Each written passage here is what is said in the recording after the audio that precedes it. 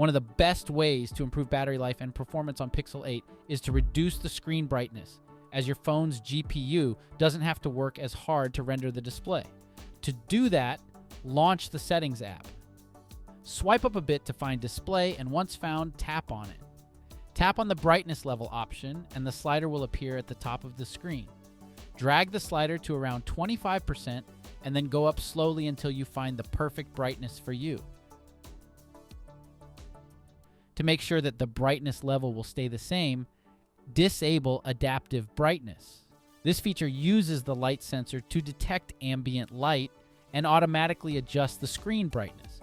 The sensor uses more battery and uses your phone's resources to work properly.